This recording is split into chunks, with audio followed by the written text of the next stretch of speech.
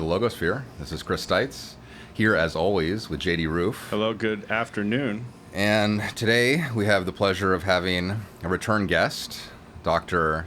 Patrick Lockwood, who is a clinical psychologist, a full-time professor, and also a seasoned runner of drug and alcohol treatment programs. Correct. Although he himself, like many people who work in treatment settings, is not an alcoholic or an addict. Correct. Though he blends in well with us for various reasons. One of which might be because your father is a longtime sober, so out of the get-go, you were familiar with sort of the culture of sobriety and recovery, and then also just out of the virtue of spending so much time with strange characters like us. Right. And then also, you're not, they talk about people who are not alcoholics or addicts as being normies, and I don't think I would describe you that way. I don't think I'm particularly normal. In fact, on that note, I would like to say I am formally coming out that I would like to make America gay again, just so we're clear. Is that what that this stands is for? not a MAGA hat, just so everyone is clear. Do you think America needs help being more gay? It needs to be more gay, and which is why I'm going to represent this hat for the entire time we're talking. All right. But don't get it confused. This is not a MAGA hat. Well, no, is it a difference, like the way it is, though? Like the lettering? Yeah. Is that actually like the gay movement within the Trump movement? No. It's just a separate kind of side, Yeah. like Maha. Like make Its own thing. Yeah, it's its own thing. But I'm creating something new right now, as of this podcast. Make America gay again. What does that mean, though? What does that mean? I want more people to be gay. Again? Yes. Because people were gay for, like, remember ancient Rome and ancient Greece when everyone had sex? Yeah. You know what I mean? Like that. Yeah, Bring like that back. More of that. Well, you know what? We one of our first podcasts, we talked about the whole idea of beards, right? Like that's a thing, right? Remember that, and that's taught in academia. And I don't know how valid it is, but how you would get your training, right, from a professional, like a doctor like yourself, or a philosopher, right? A doctor like myself, yeah, right. And you would, in order to pay, you do fellatio, exactly, and then when your beard grew, then the fellatio stopped. You were off the hook, and then you had to look for the for your service own stuff, the sex service stuff. I've actually started accepting fellatio as part of my private practice. Yeah. So that's just how it's it barter. works. It's barter. It's Yeah. barter, In right? lieu of a good insurance policy. In lieu of insurance or money. Yeah. So throw all the ethics out, right? Full steam ahead. Listen, No, they're barter just is legal. New ethics. Some people as are long sex as there's workers. consent, right? Yeah, consent. Informed consent. Consent is really popular these days. Informed consent. People love consent. Yeah. I hear good things. How do you inform them on the consent? How informed do they get? Well, Do they get a preview? so barter, as I understand it, is where you exchange a particular service for another service. Yeah. So it's one service for another service. But do they know what they're getting into as far as the fellatio is concerned? Absolutely. If they cannot pay... Do you have pics on deck to show them? absolutely. 100%. Give them a little heads up? Yes, absolutely. Okay. All right. It's in the consent form. Yeah. Wow. Yeah. All right. Hey, that could be kind of an Ubermensch type of move, right? You, instead of trying to make, go back to the traditional values, you just make your own new values and your new ways of being, right? Yeah. You I'm an overcome innovator. yourself. I'm an innovator. Well, JD actually has a theory. I don't know what you think about this as a clinical psychologist, but that you're actually less gay if you've tried gay things. Yeah. Absolutely. And you don't... Right. I pull this on a lot of guys, right? Especially if you're around somebody that's kind of homophobic, right? Just like, the natural guy, it's like touching a hot flame. They're like, ooh, that's gay, or you're a fag, right? Yeah. And I always spring that on them. And we do this in the sauna. It's freaking hilarious. And I go, well, how do you know you're not gay? Have you ever sucked a dick? Oh, yeah. And they go, well, hell no. It's like they're dodging a bullet, right? Yeah. And I go, well, then you don't know. Have you ever been with a tranny? Have you ever, ever engaged in that kind of behavior? Right, exactly. And no, but I just know. And I'm like, well, you don't know. Yeah. Because the only way you can truly know if you're gay or not is if you engage in that behavior and if you like it or not. Exactly. Like it, right? Exactly. It's simple. You actually like my Make America Gay movement. I kind of. Yeah. I mean, I'm not mad at it. Yeah, you're kind of preaching right. the choir here. Yeah, you're actually that's the funny thing because I mean you're talking to two SoCal boys Yeah. We're very progressive. Obviously. By definition. Obviously. Right? You're not from... I'm not from our hood. Yeah. No, I'm not from here. You're new to all this. I do, yeah. Welcome. I mean, what does he say in Tropic Thunder? It's Hollywood. Everybody's gay from time to time. That's right. It's true. Yeah. It's kind of a true statement. And some of us are gay full-time. Yeah. You know? Right. So... I recently heard you make a comment that many more people are bisexual than you would think. Absolutely. Say more about that. Well, I guess there's two ways to look at it. There's the data perspective, and then there's the lived experience version of that. So from the data, it's actually, there's this brand new study that came out that I think this famous gay newspaper, Pink News, put out, which said more people are bi than ever before. Which was like more people are coming out as bi, comparatively speaking. Coming out as? Yeah. Okay. Which means they're actually openly admitting, basically. Which is a trend in the right direction, I think, because if you actually look at most people across most periods in history, bisexuality was the most prevalent form of LGBT whatever. You know, if you think about all the famous people that supposedly, you know, were openly an ally or whatever to the LGBT movement, they're mostly bi. So like David Bowie was bi, Prince was bi, all these big people, right, were bi. And the general population, if you like ask people secretly, we have interesting research on this, that they will admit that they've been interested in having sex with the same sex before. So women in particular self-report bisexuality at like 3 times the rate of men. But we know from the military, we know from all these different segments of the population that homosexual behavior among supposedly straight people happens very, very, very, very frequently. So I'd be very shocked if it weren't more like 30% of the population was openly bi, compared to like the people who are like, no, I would never, you know what I mean? No, do you think that that's like the kind of the trans issue, right? Where they're kind of showing that it's more of a social contagion now because more people are coming out as bi because more people are coming out as pansexual and they have weird pronouns and it's just trending to have because I've seen alternative that a lot going around, you know, identifiers. So the thing about the social contagion framing of things is it's true to an extent, but it's like an incomplete framework, right? Because I think social contagions work for people who are vulnerable to the contagion, right? If you look at like the eating disorder literature or the suicide literature, that's how that looks. So there must be something there for those people. Now, whether or not they're genuinely trans or they're just confused or they have other mental health issues or whatever it is, doesn't really matter to me, because for the most part we're talking about a tiny, tiny group of people, and the problem are not trans people, the problem are the activists. Those are the idiots that are hurting society. Trans people are just regular people. But aren't the trans activists just trying to advocate for a marginalized, oppressed segment of the population? No. What are they doing? Activists are just narcissists. They Period. Just love no matter, 100%. Take away the trans prefix 100%. and any activist. Any activist, especially nowadays when your life is so good and so comfortable that you live in like a place like the United States. If you're an activist here, you just want to make money and you just want to feel special. Because there are genuine solutions to trauma and victimization and marginalization that don't involve the human rights campaign.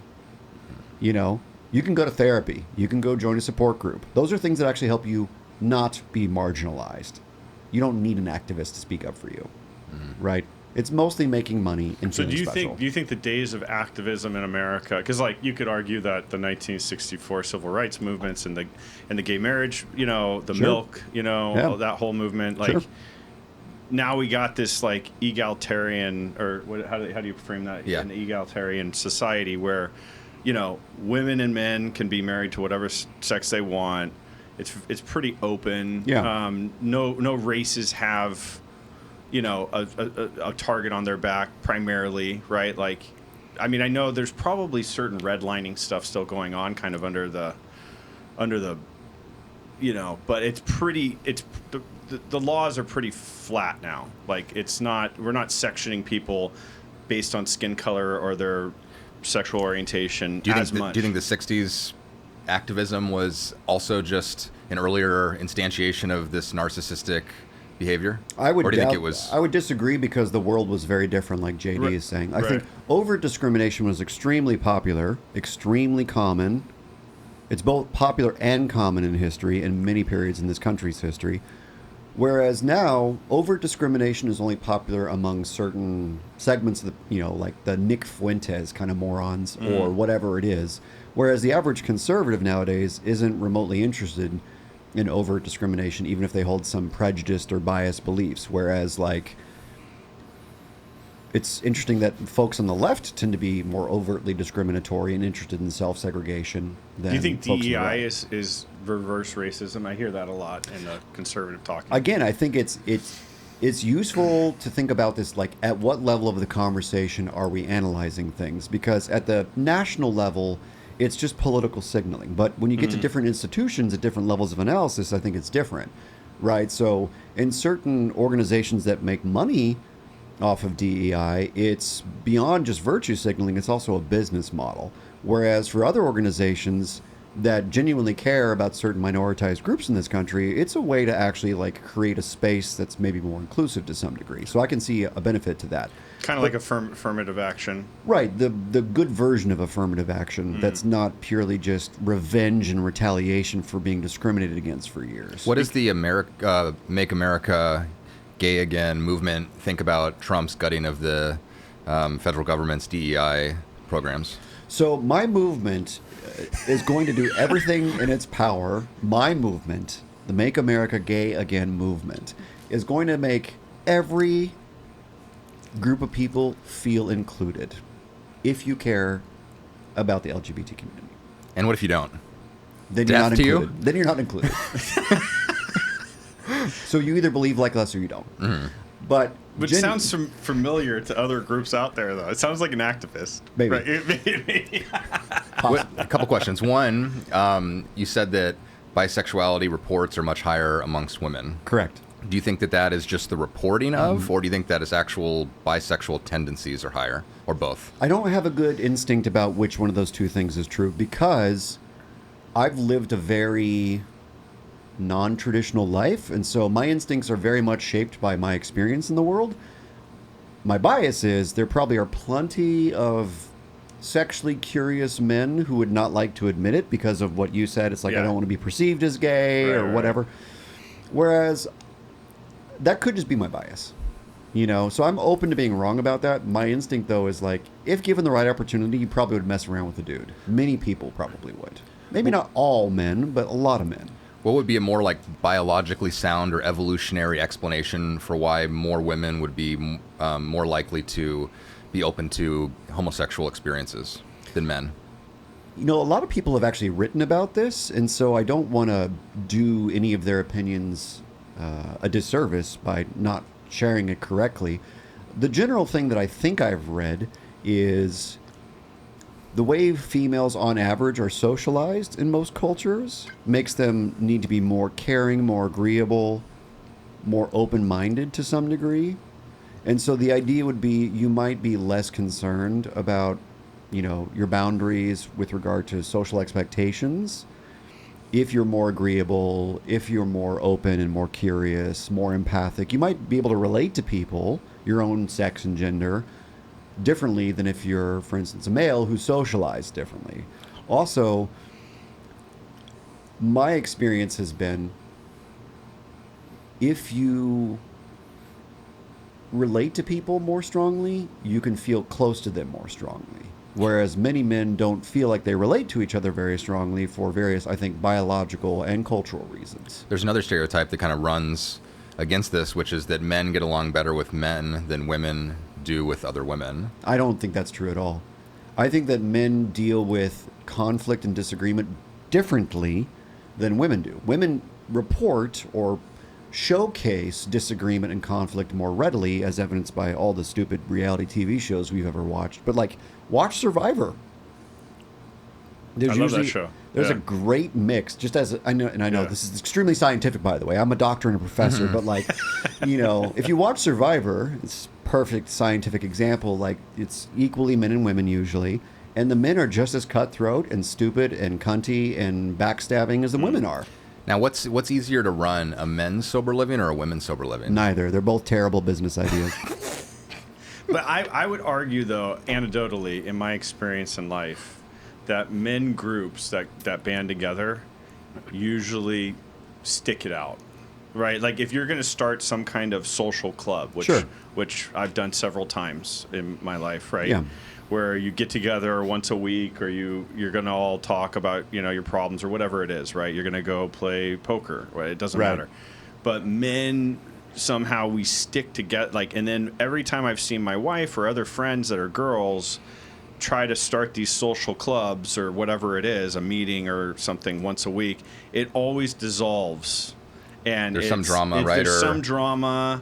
One girl's jealous of another girl. Oh, like their cat. The idea of like a girl being a cat and a man being kind of a bear. And we just kind of bounce off each other. But we get that. That's your argument. It's like, why does it appear that men have better social camaraderie?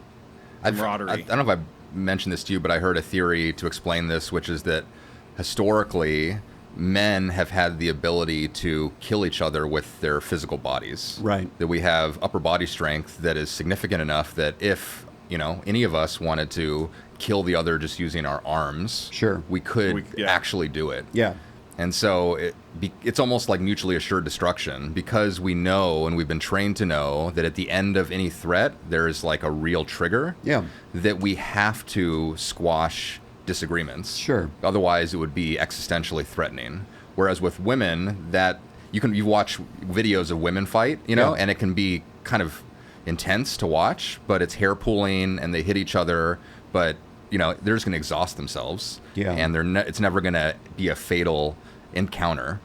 I hear that. I don't have a problem with it. Again, I just think it's incomplete, right? Because social destruction is just as bad as physical destruction, especially nowadays when your threat to your well-being physically is not the biggest deal for the vast majority of people, at least in the West, in industrialized societies. So I think both can be detrimental in different ways.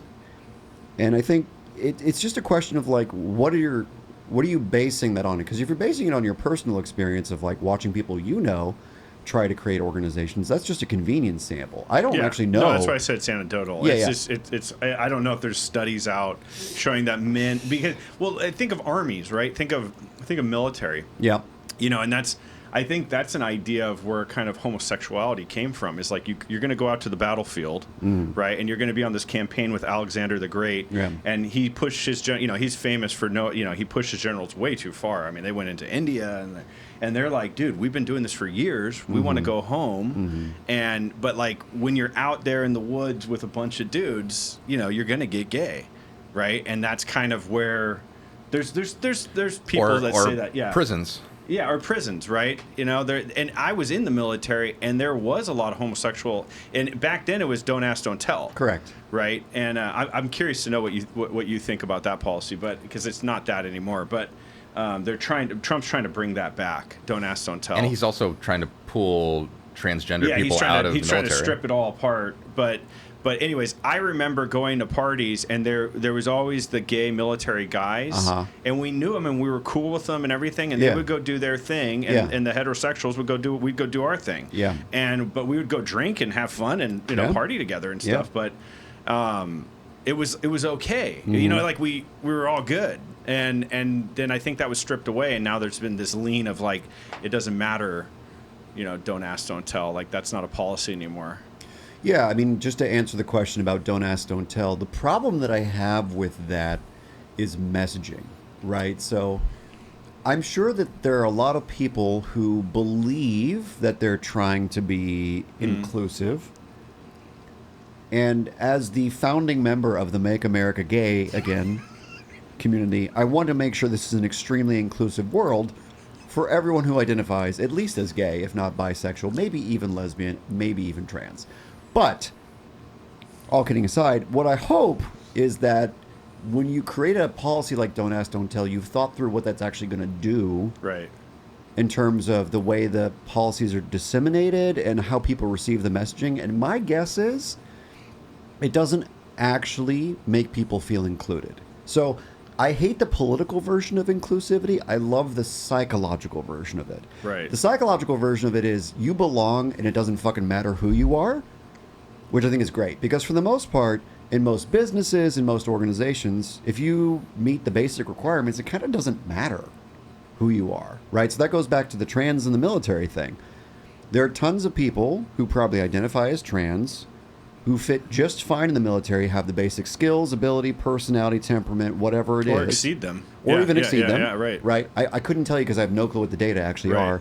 So no, there's a SEAL that was a bad mother. It's another anecdotal thing, but this SEAL is a trans and like baddest girl you'll ever, she's a dude biologically, but like bad, Sure. Awesome. And, if you meet all the basic requirements, you don't have like an IQ of 80 or whatever it is that's going to be detrimental to the military, then great, be a part of it. The thing that I've heard people pushing back on is like, are you on hormones? They're going to fuck up your psychology and make you erratic and unstable. And if you don't have access to your hormones, are you fucked? Or just gender dysphoria alone. If you just are gender dysphoric, then you are unhealthy. That's the most interesting argument. Well, yeah, Lay that out. because major depressive disorder. I remember going in. Yeah. They do a screen. I mean, it's you can jump through the screen. I mean, Correct. like you can lie about what drugs you haven't taken or taken, whatever. They're not going to catch it. Yeah. But if they do catch something, they will not let you in. Correct. Right, and that's been always a thing that's been around for, since the military. If you said gender dysphoria was a disqualifying psychological condition, that's it seems like I feel like that's when we did the EO, we kind of did a little deep dive on that, and like I feel like that's what Hegseth, and those guys, that's what they're kind of drawing the line on, like. We don't allow major depressive disorder. We don't allow, schizophrenia or any of these psychological conditions to even come into the door of the military. So if you have gender dysphoria, you're diagnosed with it, you're not welcome. Which is a strange move because, some people might say gender dysphoria is a real thing and you have to recognize it. And then the other side could say, oh, if it is real, we agree. And... So I only it's mucky water though. Yeah, I just have a pragmatic problem with it, which is I hear that you don't want to have people with serious chronic impairing mental illnesses, like active mental illnesses in the military. That makes perfect sense to me as a clinician. Right. But what doesn't make sense to me is the practical reality on the ground, which is there's tons of mentally ill people in the military. Tons of people with a substance use disorder, very bad drinking problems and worse, who are actively engaged in nuclear submarines and all sorts of high-risk, high-security situations. Tons and tons and tons of them. I will say this. When I was in the service, there was, I think, 25 people out of my unit of, like, 60 in Puerto Rico. Yep. They were caught with drugs, and they were all kicked out immediately. Yep. Like, it was like, there's no like, oh, let me give you a second chance. If you're caught with, an illegal substance... or you're drunk on the job, you are literally, that's it. Totally. The only thing that I've seen is they're kind of, and this is early 2000s, right? This is when 9/11 happened. But the only thing that they would kind of maybe, give you a gnarly punishment, take your rank down one and have you do like a chief DRB or whatever. I was in the Navy, but is for drinking. Drinking is so socially acceptable that there, a lot of the chiefs and the upper officers, they probably love to tie it on themselves. So they wouldn't kick you out for that per se. But if you did it again, you're gone. Yeah. Like, so there is like a no nonsense policy. And I saw many of my like shipmates and roommate, guys that I served with get kicked out. Yeah. Because they went to a club, they're drinking, and that's okay. Yeah. And then they smoke a joint, and then they piss in a cup tomorrow morning, and they're gone. How'd they not catch you? I don't know, man. Well, that's a deep story, though. Okay. That's maybe for a different time. It might be for a different time, but I let's just put it this way. When I was in, and this is beyond the statute of limitations, so I'm fine. But this is like 20-something years ago. You're looking a little nervous. Yeah, no. You want to check that statute? So I got into this thing where I was a cop in the military, technically, and like a certified cop, not like a side cop, an MP? A master at arms, right? Okay. And I ended up running the piss test analysis deal. So I have a joke. I've seen miles of dick, and I have, right? Every shape and size, right? And me too. Yeah, right. But see, and that's how I know I'm not gay, because I wasn't like, oh, that's great. You know what I mean? But so I can, I might be one of the only men on earth that can actually say I'm not homosexual, right? Yeah. Quite the claim. Because I've seen it all, right? So we used to run this test, and the test. This is interesting, actually. Yeah. The test so basically when you go into basic training, they do multiple tests, and everybody pees in a bottle, or they do a multiple urine analysis test, right? Yeah. And at one point, and I don't know when this was, it's too expensive to test every single sample. Sure. So they would randomly select out of the box of sample, of like the whole unit, right? So not everybody would get they think they're getting tested. Yep. Right, because it's just like a money-saving kind of thing, right? It's the panopticon. Yeah, and so they were doing that actually for a while. Yeah. And I don't know if they do that anymore. I think they might test them all now. I don't know. But at that time, I saw under the skirt, and I saw how the operation worked. And I manipulated my name so it just wouldn't pop.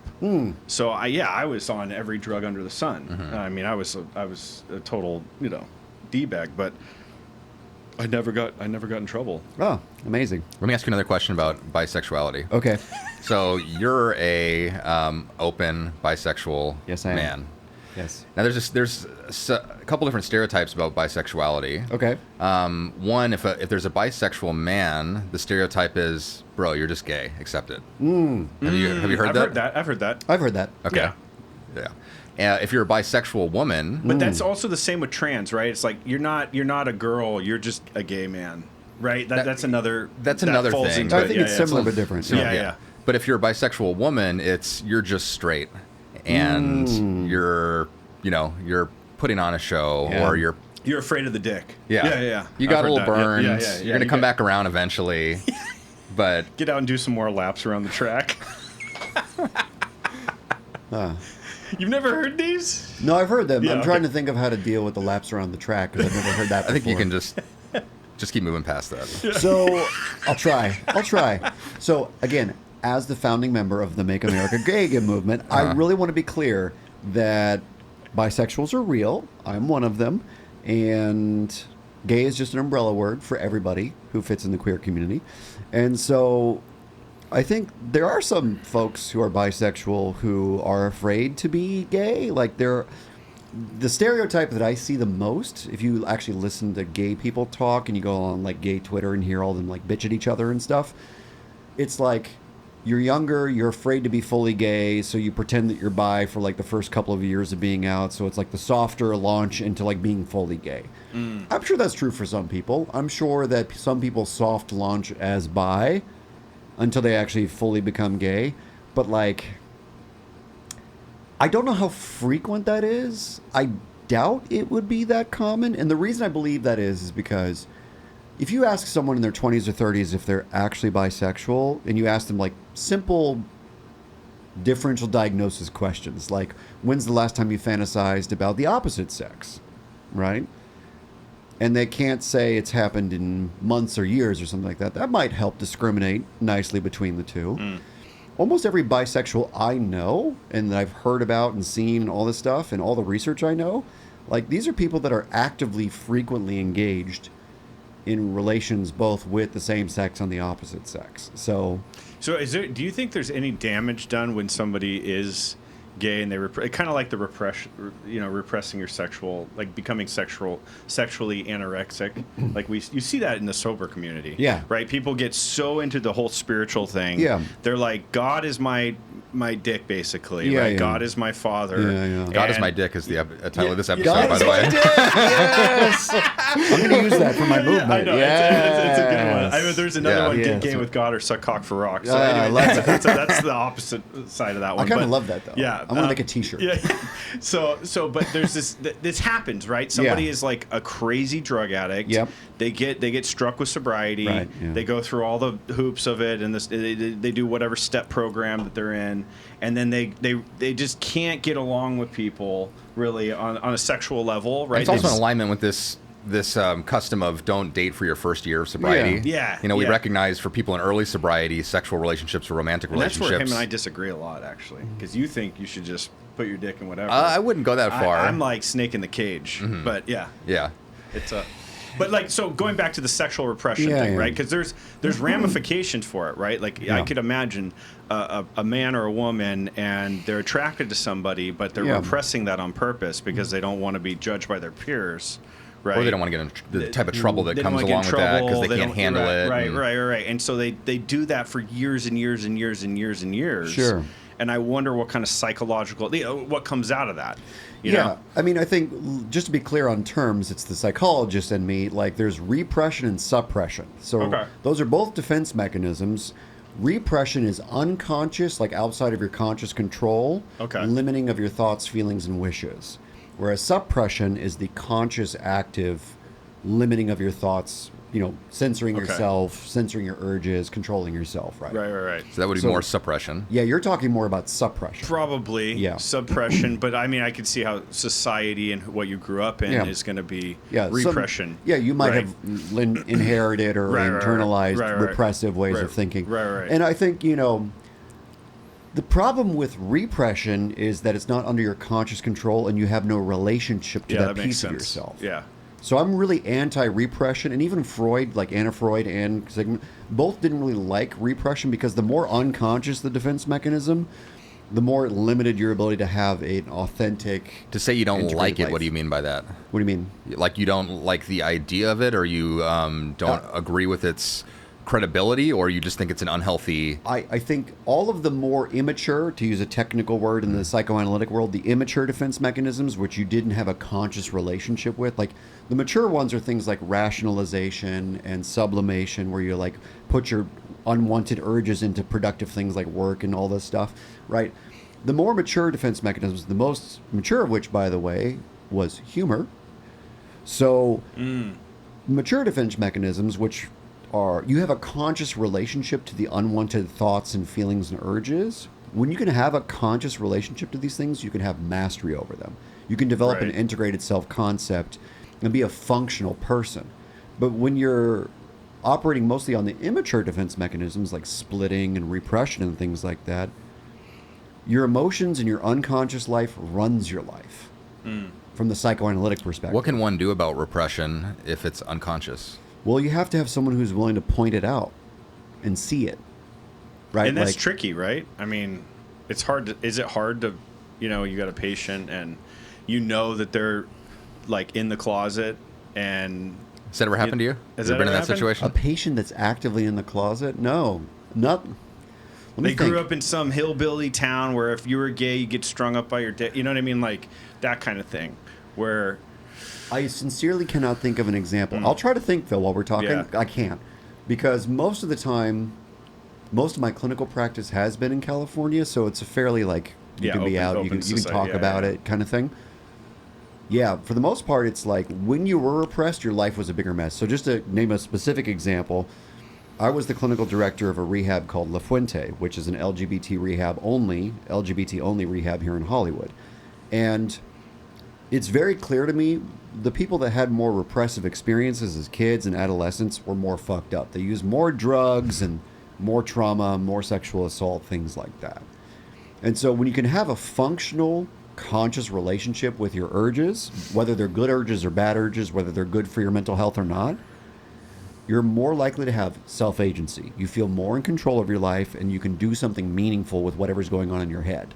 When you feel out of control, you do fucked up shit, like lie on drug tests and things like that. Right. Is that because of the cortex in the brain, right? Like it has an ability to kind of because it's like different drives, right? Like, these different urges that come, right? And they come from different parts of the brain. And then there's maybe it's the frontal cortex, but it sometimes will kind of link two drives together. And then finally it's like, okay, we're going to do this thing. And then everything gets kind of oriented to do that thing. Right. This is a JP point, actually.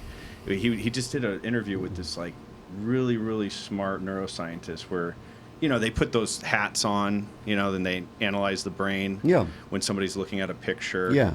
And like just to kind of recognize, like you ask them different questions, like, hey, what's like a picture of a family, for example, right? What's the family doing? What did they do before? What did they do after? And there's this kind of back and forth of the different drives that orient us, right, towards what is more valuable, basically, right?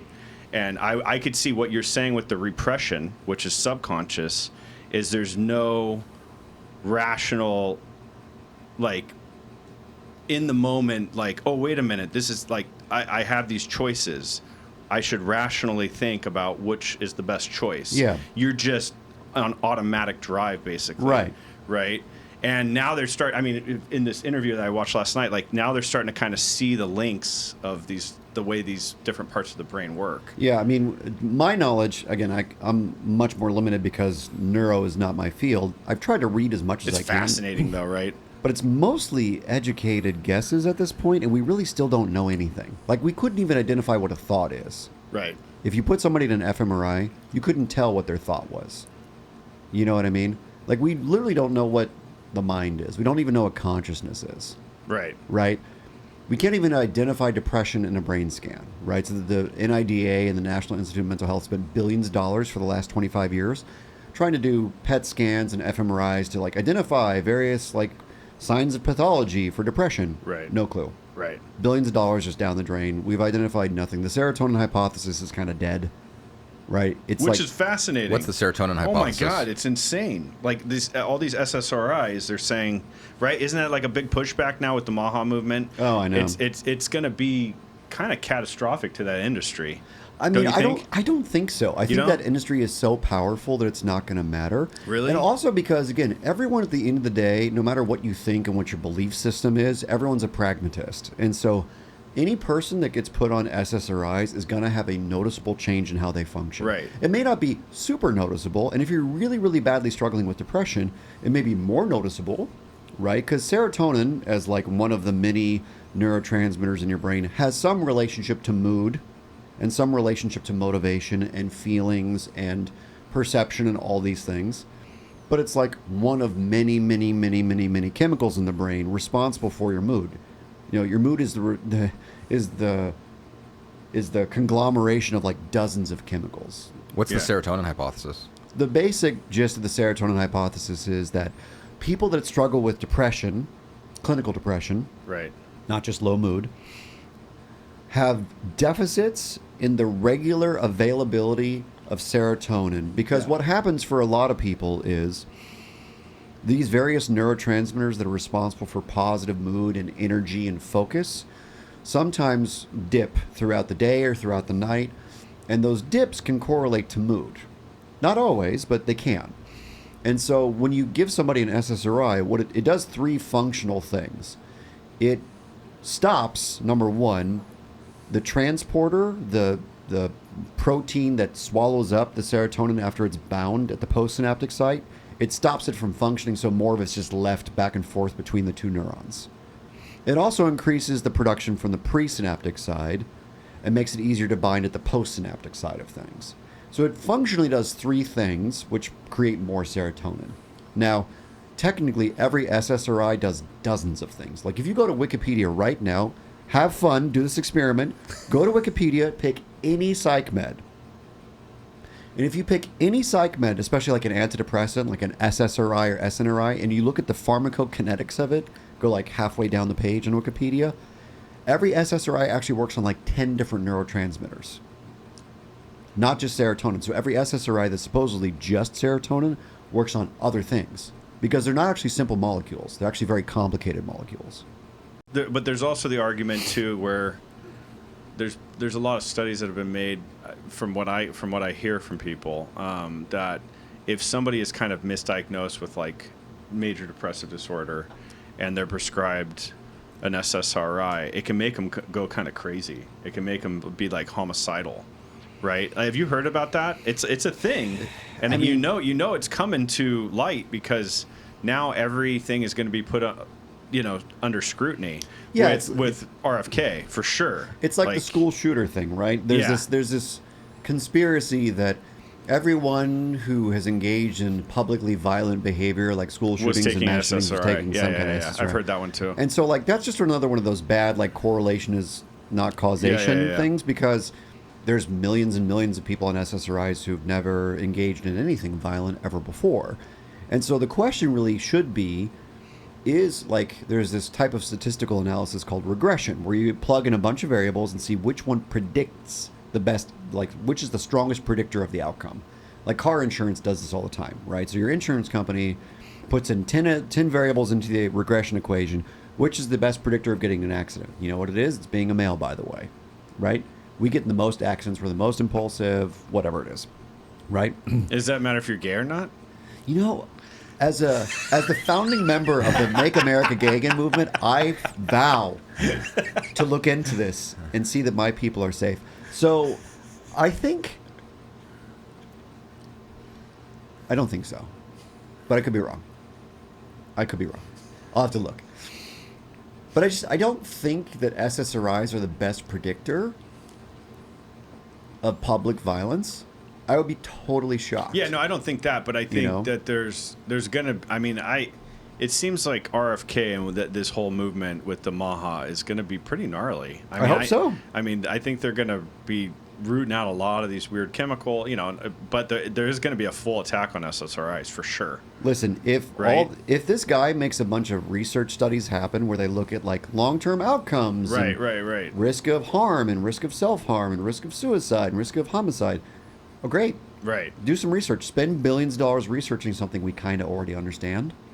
So you're pro SSRI? I am pro anything that works.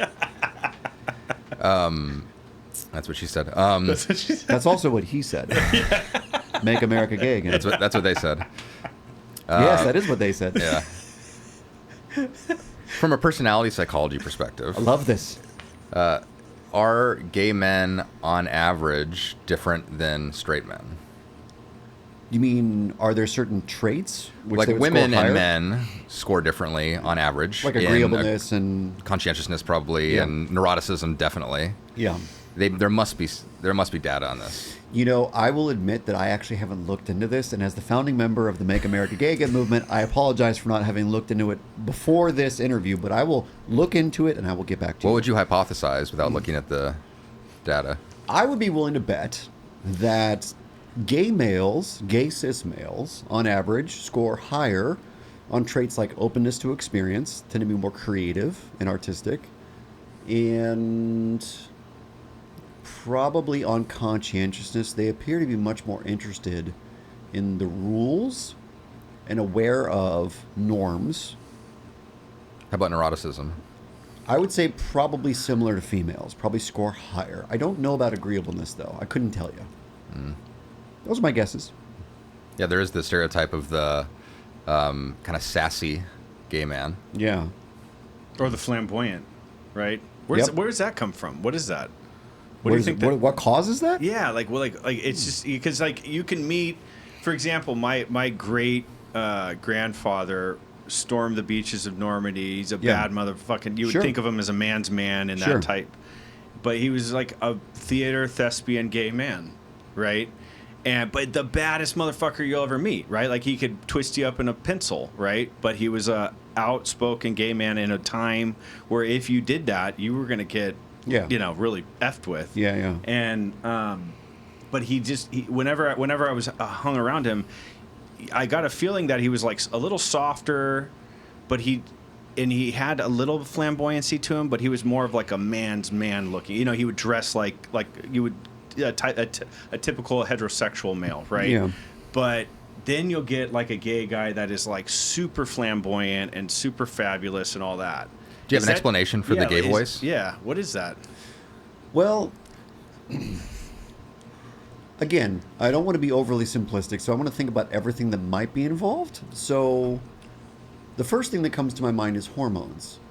I bet some of these more flamboyant, more sassy, more effeminate gay men probably would have higher circulating levels of estrogen, probably simultaneously with higher circulating levels of testosterone. I wouldn't imagine it's low T, high E. I would actually imagine it's both high. Because I imagine there's plenty of super flamboyant gay guys out in WeHo that are on test that probably have testosterone levels that are through the roof. Tons. And have booty shorts on and a little purse and prancing around the streets. They're jacked out of their mind. Yeah, so many gay guys abuse. Like, there are probably more gay guys and bisexuals and even trans people who abuse testosterone and HGH and shit like that than there are straight people. Yeah, I bet the proportion is 10 times higher. Why is it kind of gay to be jacked? It is gay because you want the validation of other men. That's as faggy as it gets. Well, what if you just want? I've never thought of it. What if you like just want that? the validation of women? What do women care about? Do they care about your pecs and your delts and your traps? What does the research say? Read David Buss's work. Is there research on that? Yeah, they don't give a shit about your abs. Mm-hmm. What do they care about then? Like, what's the? I feel like they report money, obviously. Is it money? Money. Yeah. Money, power. Yep. And just Or is it competence, power, money? probably competence and socioeconomic It's status. usually competence and money. Competence and money. Yeah. And that's JP stuff too. He would talk about that, right? Like, Because he's read Yeah. David Buss's work. Yeah, I'm sure. Because that's interesting too. And like, what do men look like for in women? I feel like. But what do gay guys look for in other gay men? It depends upon the gay guy. It just depends. Yeah. Huh? Shouldn't gay men and women have similar? Shouldn't there be masculine traits that are appealing to both that Sure. are similar? Sure. And so why would gay men be more interested in a fit man than a woman? Why would gay men be interested in a fit man more than a female? Is that your question? Yeah. I just want to make sure I heard you correctly. So, I don't know, because my experience has been there's a great heterogeneity among homosexuals. And so, I think some people are very body image obsessed. And so, probably the most convenient explanation, or one of the best predictors probably in the literature, is internalized homophobia. If you believe that you are less than, you have to overcompensate by being more masculine, right? Which is something that's actually shown in the literature. Now, if that would correlate to like steroid use or test or something like that, probably. But also, you're going to find a great variety. Like, if you're ever super bored, go on Twitter or X or whatever you want to call it, and just try to find some of the big gay people on there that are like, they have 10,000 followers or 50,000 followers, and just see what the fucking shit they're talking about. It's insane. You know, and the most of my Such trolling, as? I mean, like, there are different trends that fly throughout the community that change like week by week, right? So once upon a time, it was like the dad bod trend, and it's like all the super attractive. Were the gays into the dad bod? Because Yeah, I know that for a long that's for time. women. That's a stereotype. It's also for men, for gay men, you know. But then that trend died, and it moved on to something else, and then it was about mustaches, and then it was about this, and it changes quite literally every week. Mostly because they watch some TV show or some movie where someone was hot, and they're like, "Oh my god, I love that," kind of Is thing. that a contagion? Is that a social kind of contagion? Right? 100%. Like, Do you think gay it's- men are more susceptible to social contagions than straight men? I doubt it. I just think that we wouldn't use that phrase to talk about straight men as frequently. What group is most susceptible to social contagion? Mentally unwell people. People with diagnosable mental illnesses. What about this idea that like pre or pubescent girls are susceptible as it relates to growing trans, Why numbers? is that proportion so Is- out of is whack, that- though? I mean, Because I there's just- more girls trying to be guys than guys trying to be girls. And of a certain age. That's probably just trait neuroticism plus predisposition to mental health issues. Also, I think it's probably just convenience sampling. I don't think that you're going to get a lot of men in these samples. Like, how many prepubescent boys are being sampled with all these issues? Very few, in my experience. So you're relying on a lot of self-report data. Like Lisa Littman did that social contagion study, and like, I appreciate her doing it, but it's all retrospective reports. It's people whose parents, it's parents of trans kids or whatever, who like are saying after the fact what happened. So that's a convenience sample. It's the people who are identified with the problem. You're not doing a population-wide survey. So you don't really know what the truth is, but are young girls more vulnerable to some degree as a group? Probably. Jonathan Haidt has some research on that shows they're on average more vulnerable, maybe at least in Western or the United States. I would also wonder if it's different across parts of Europe or Russia or China. Like, there's a lot of big cultures where I think it shows up. Like Brazil is what I think about a lot, because Brazil has a very big and thriving LGBT community. But I don't hear a lot about the social contagion thing down there at all whatsoever. I don't know if you've seen this, but an interesting phenomenon that's very sort of unique to Brazil. One is body modification. So I don't know if you've seen Brazilian butt. not the Brazilian butt. But no, That's a United States no, thing. but like you know, but like why is it tattoo called piercing. Brazilian? A lot but of tattoos. But you know the thing is, they tattoo their eyes. They cut their noses off. Some of them will cut digits off their fingers. They'll get implants. They'll get they'll get teeth that are drilled into their head that look like fangs. Really? That they look like monsters. You're Effectively. into some weird shit, bro. Yeah. And the other one, I don't know if you're. I don't know if you're familiar with synthol. Do you know what synthol What's is? synthol? Synthol is an oil that you can inject directly into your muscle, and it makes it look big. Oh, okay. Yeah, yeah. And bodybuilders will use it in moderation to overly inflate their muscles. Yeah, before a show or something. But there are certain people that will use it to I don't know. You've never seen any of these synthol guys? I think I've seen what you're talking about. They're just, and it's like bubbly but not firm. Yeah. And it's monstrous. And there's that one Russian guy. The Russian guy is the one. And his lips are like fucking. Yeah, but there's the Russian guy, but then there's tons of Brazilian guys. Yeah, there's something in the water in Brazil down there. Yeah, they're getting weird. Well, maybe USAID gave him a bunch of money, and now they're just having fun with it. Well, then that will be done now. Now that USAID is dead, Now it's good. Their funding's cut. Yeah. They're no screwed. No more. Oh, I love that. That's funny. Interesting. I didn't know about that. Yeah. Mm-hmm. Well, what now? Did you have other questions for me? I did. I mean, I didn't plan on talking about any of that. we were going to talk I could talk about other things, but now I just want to talk about gay stuff. We can talk about as much as the founding member of the Make America Gay Again movement. So I can talk about gay stuff all day. I love it. It's my favorite thing. What were some of the topics that we were... Well, I think the other topic that I was interested in talking to you about, to shift more to recovery. Okay.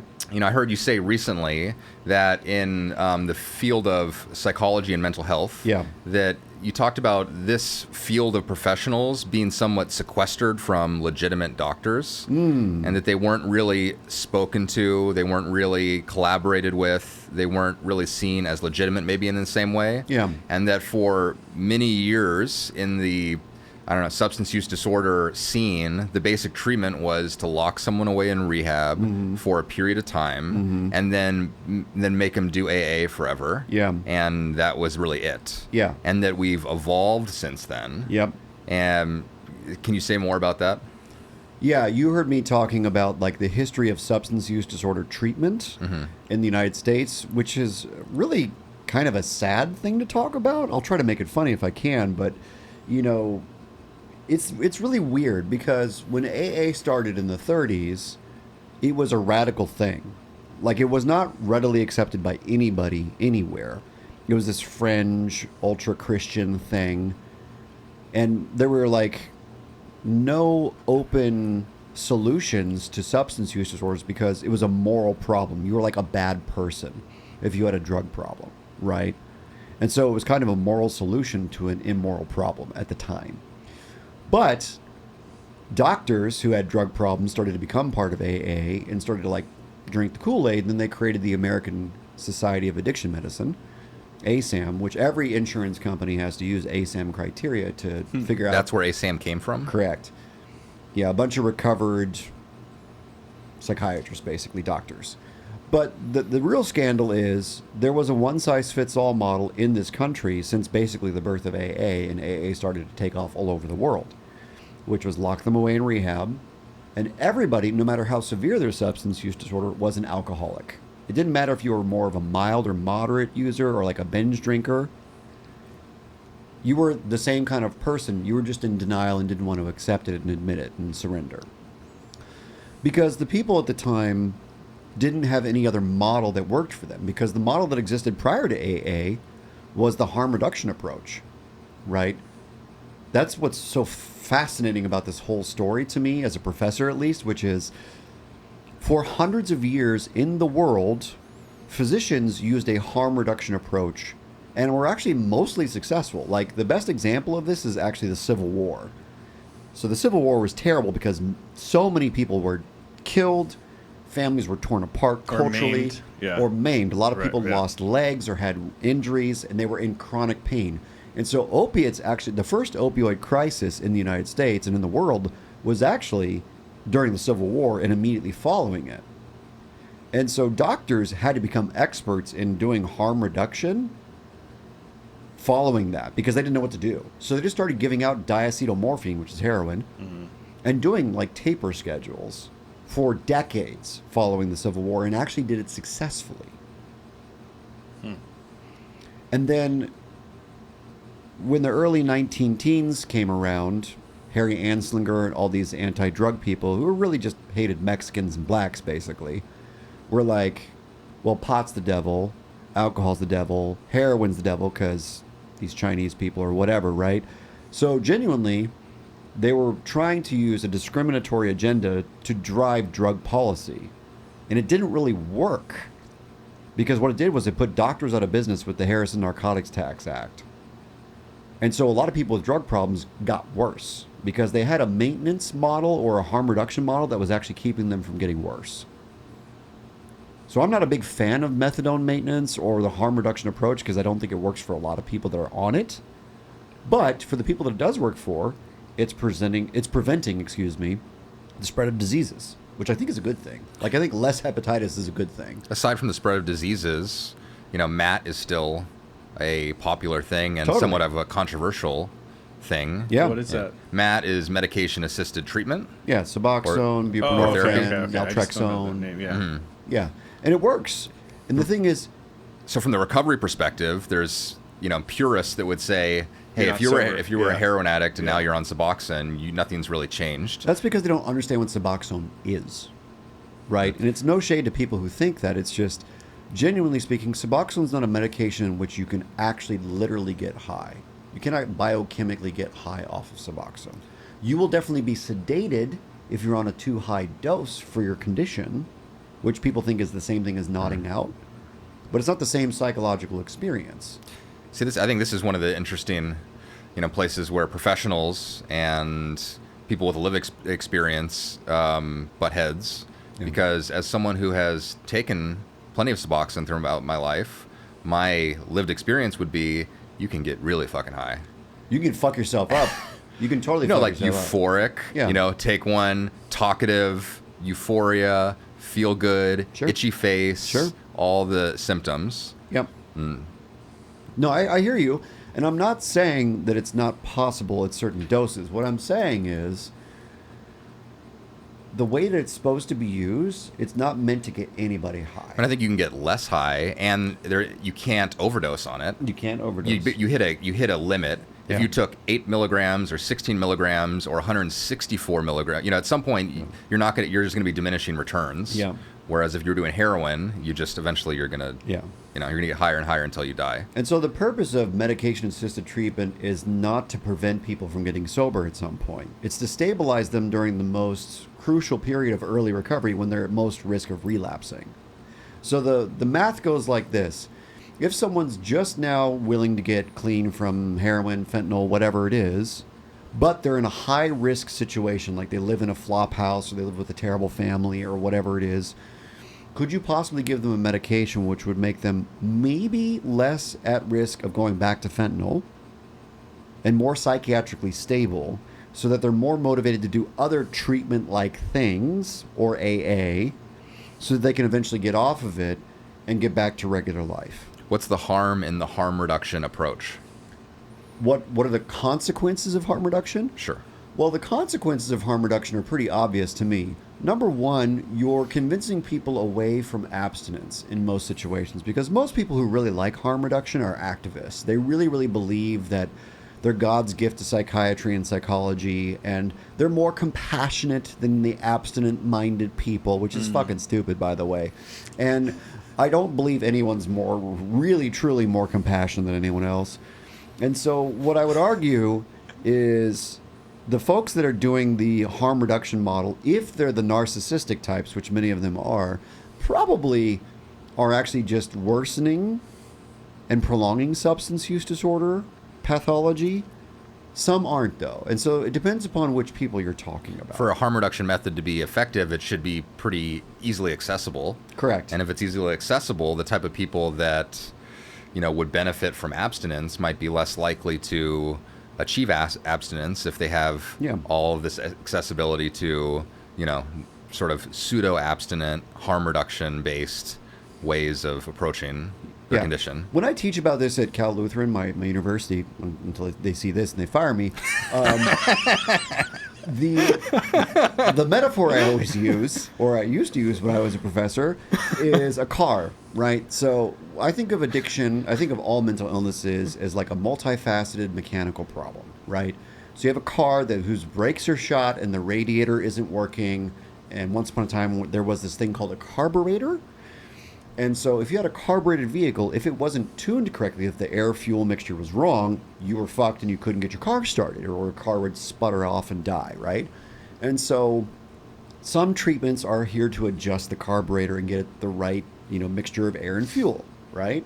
Some treatments are here to fix the radiator or just replace the radiator. Like good therapy hopefully replaces the radiator on the car, right? And if your brakes are shot, it doesn't matter if your radiator works or not, if your carburetor is mixed perfectly, you're going to die when you get into an accident, or you're going to get into lots of accidents because your brakes don't work. And so harm reduction is just yet another thing that people could do to help the car run better. That's how I see it. Now, not everyone is going to benefit from it. It might hurt or prolong some people's illness, but it's not up to me. I'm not God, so I'm not here to create society in the way I think it should be. I just think that all these tools could be useful if they were used correctly, as in what they were designed to do. Harm reduction is not about getting people sober. It's about helping people not die or spread terrible diseases, which I'm kind of all about. Mm-hmm. I'm curious about, what do you think about the top-down approach? This is a political approach of making, what did Trump just say a couple days ago? Like he wants to follow the Chinese method, where they make any drug dealers eligible for the death penalty.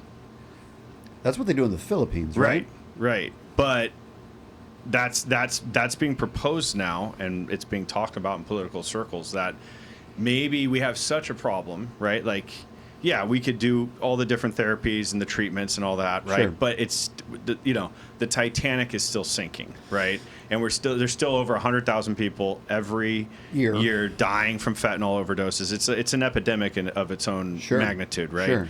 So why not do some top-down approach where we just make it so brutal that if you're dealing fentanyl or heroin or whatever hardcore drug is, if you're the dealer of that, because there are statistics that show that most big-time drug dealers will kill an average amount of people with their actions. What do you think about that as a professor? I'm just curious. So is the law that he's proposing... He's not proposing it yet. He's just saying, I'm ready for it, and I think it could do... Interesting. It could do some real reduction to harm, basically. Well, I'm not a big fan of murder, just putting it out there, which might be controversial, but just for what it's worth. So no death penalty? I mean...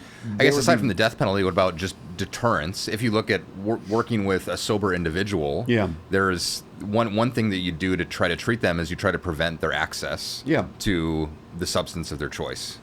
But that doesn't really address the underlying issue. Well, this is the problem I have when you use the phrase underlying issue. Like, the problem I have with, Duterte's approach in the Philippines and things like that is... Well, it's China, too. They have that, too. The thing about China is China also really likes the cartel that makes meth and the precursors for fentanyl. Right. That's why he's going after them, too. But it's just an interesting, nuanced way of going, hey, this is what we're going to do. For China to be saying or doing that and then also be...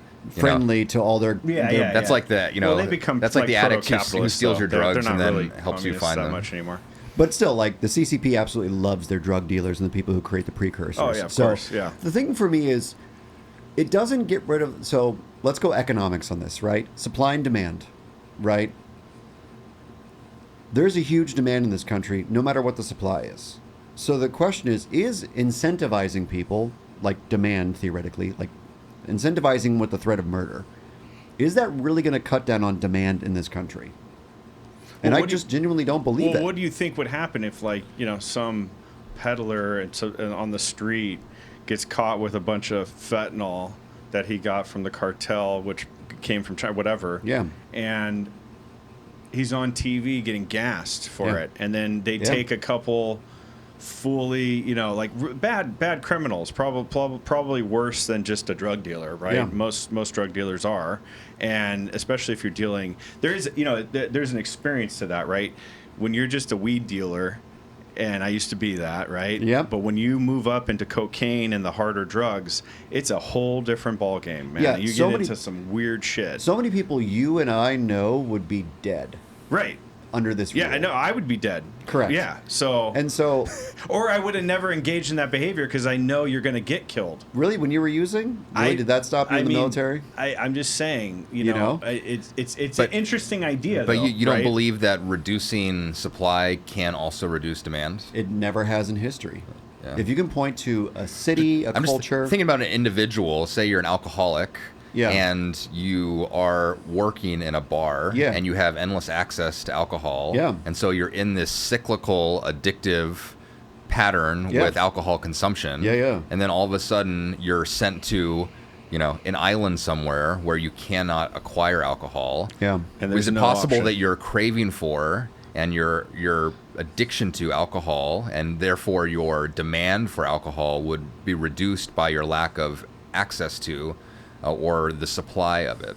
Well, if you look at Muslim majority countries where alcohol is illegal from the jump, they do have lower rates of alcohol use disorder. Now, the question might be, are we catching everyone who actually does have an alcohol problem, or are they good at hiding it, et cetera, et cetera? So we don't really know. Well, it's funny because I know somebody that my wife's family grew up they live in a Muslim country under Sharia law. Yeah. And there is not really an alcohol problem over there. Yeah, there's bootleggers and whatnot, Yep. but the theft even over there is, you're talking about an eye for an eye. This is old school, Yeah. Old Testament type of shit, right? Yeah. Where you steal, and then I think after 2 times getting caught, you get your hand cut off. Correct. And you'll get these dudes in society that are missing a hand or a limb or whatever. They do public lashings. They still do stoning, and the crime. There's just not as much crime and drug addiction and alcohol abuse. There just isn't. There's also not as much freedom there. Right. But I know, and I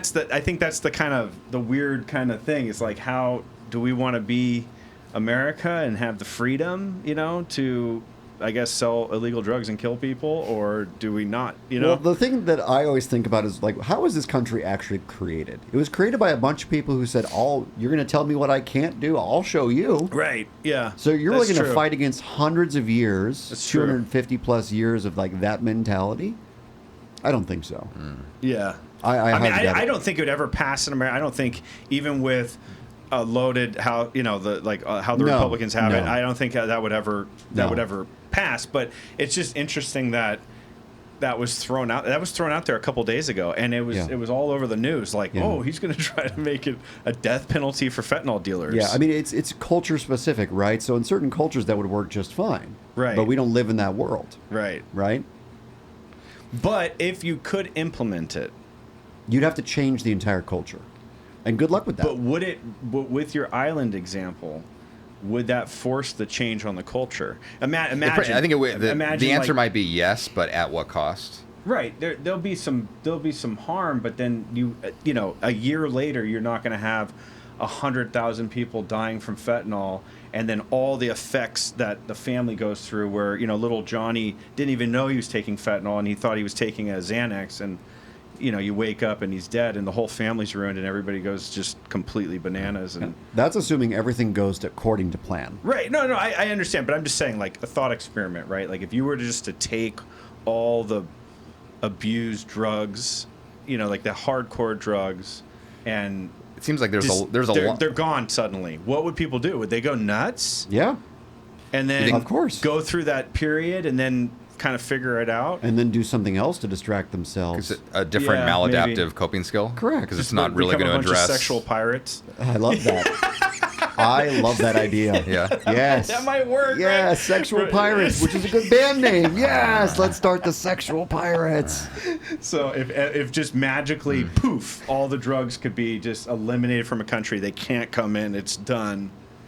It's interesting our relationship with good first song. Our relationship with drugs and alcohol as a species. Yeah. And we wanted to talk to you about psychedelics. Actually, that was one of the topics. Oh, really? Cool. Did. Yeah, I love that. Well, like in the sober community, right? Like, that's a thing that's been making it's making its rounds. And in the professional community, right? Psychedelic-assisted like the therapy. John Hopkins studies and all that.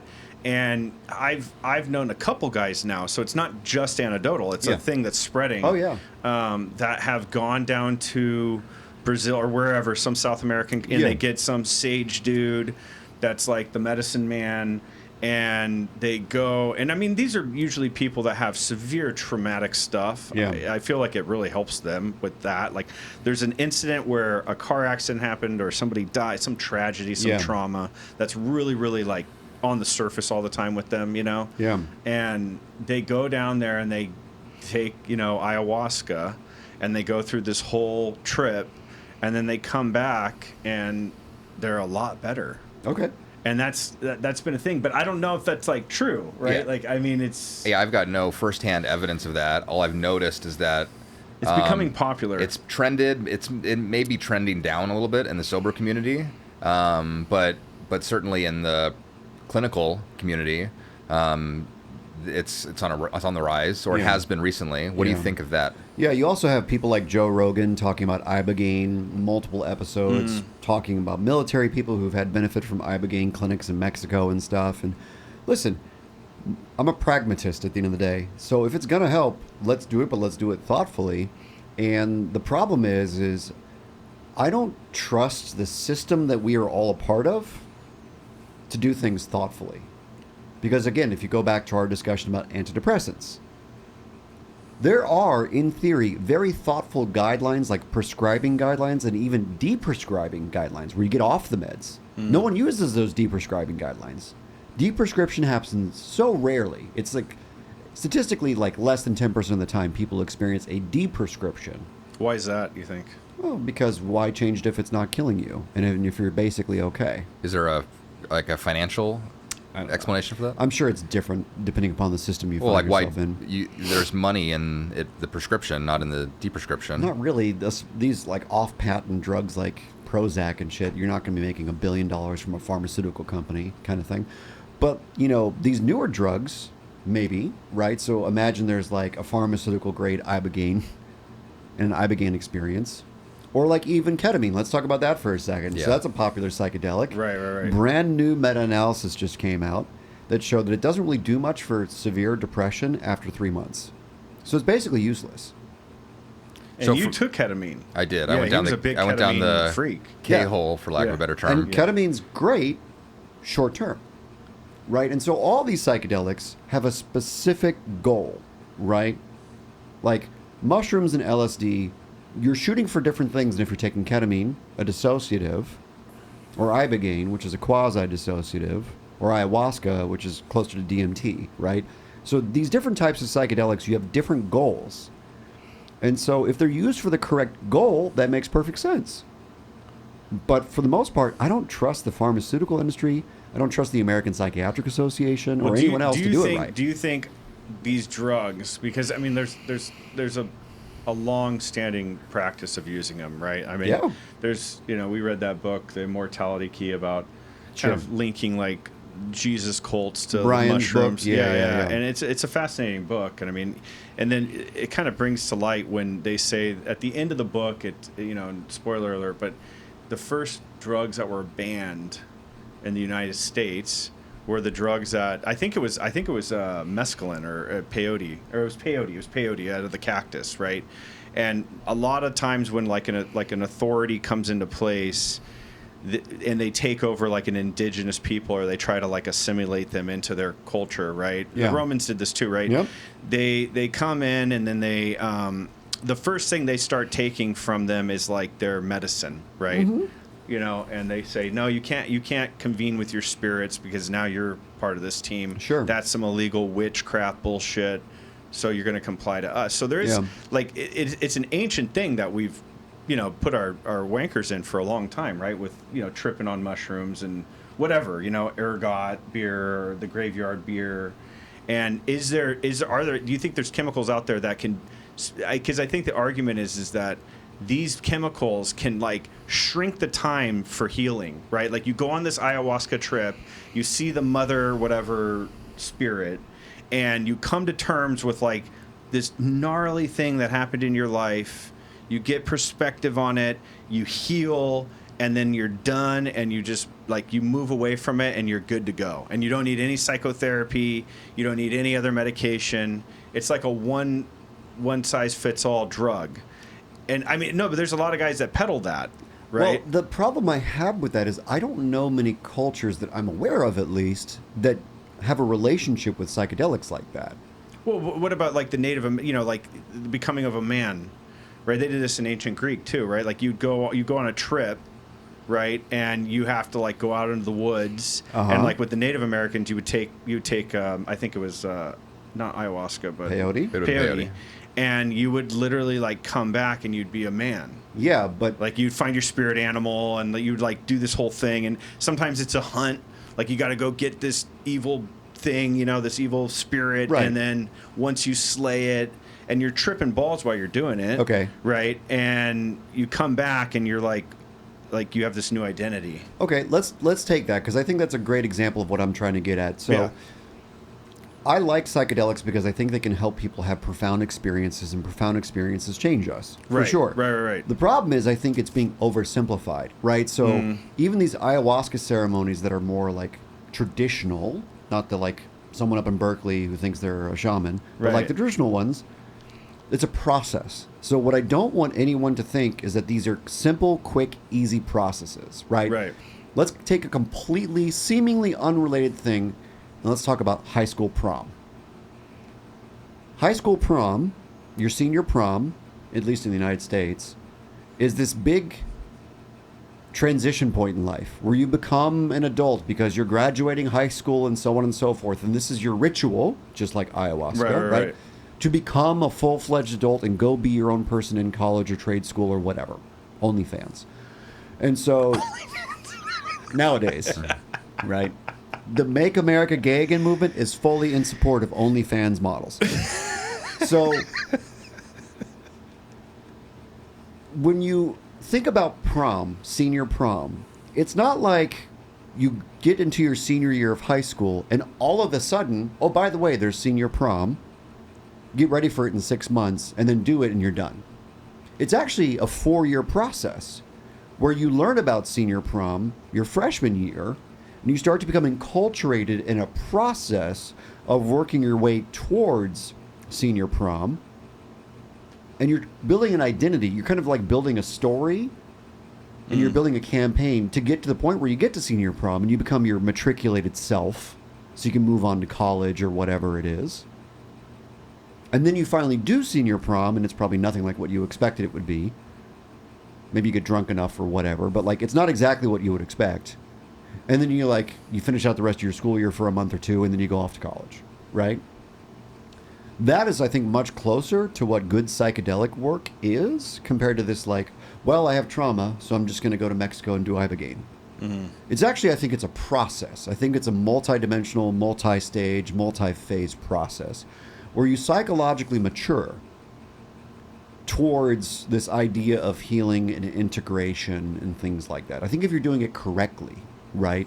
So it's a very Jungian kind of take, like be careful of the wisdom you don't earn. Wisdom, right? Yeah. And I think that you can use psychedelics in this multi-phasic, multi-stage way and actually get something out of it. Like I can say for sure from my personal life, I really like LSD. I had a number of good experiences, and probably the best experience I had is where I was preparing for 6 months to get there before I even took it.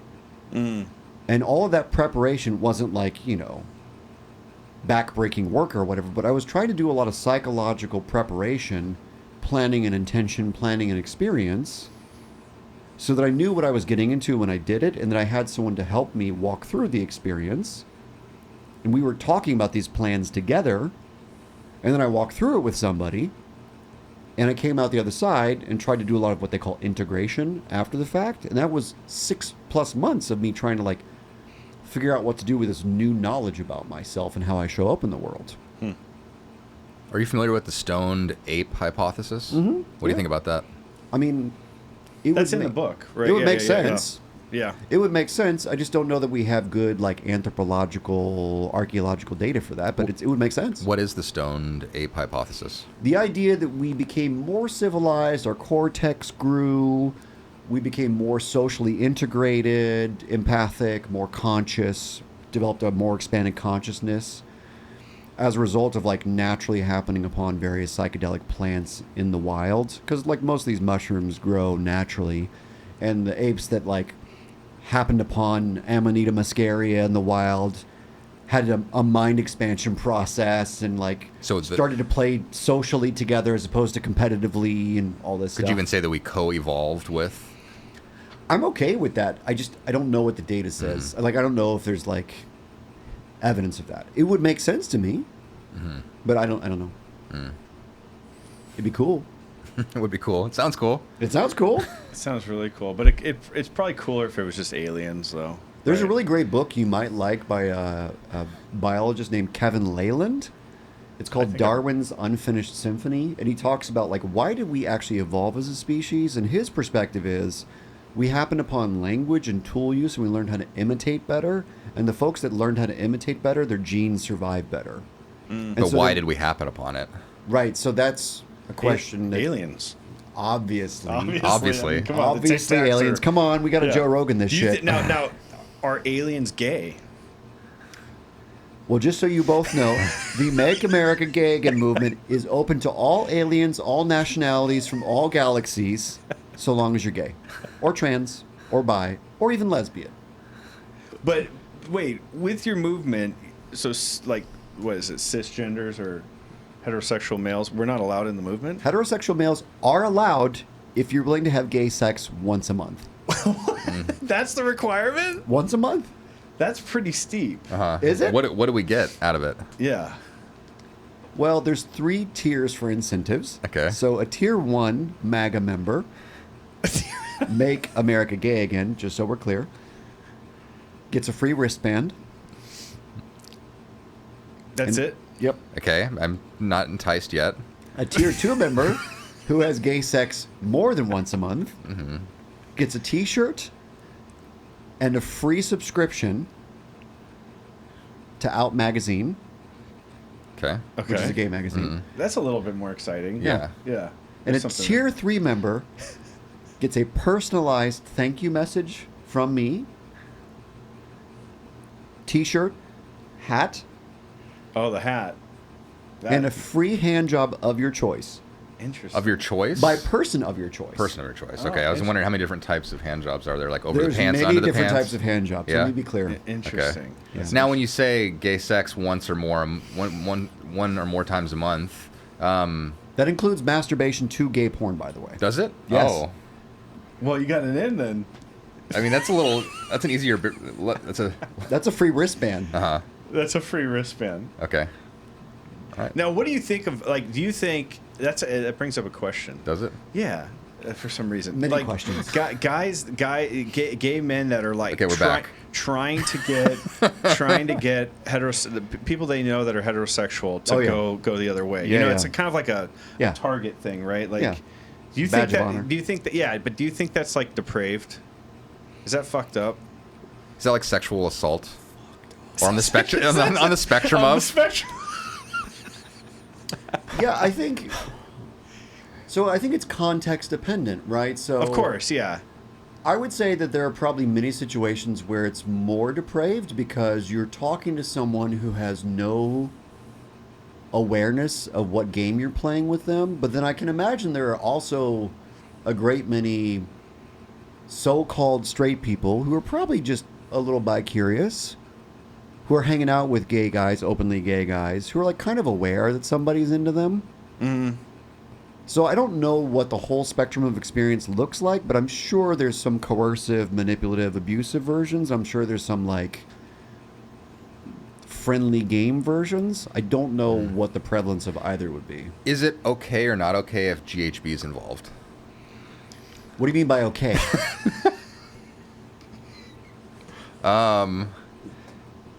Morally? Yes, medically? Morally. I mean... Can it be okay if GHB is involved? I think that GHB is mostly bad for the gay community. Why?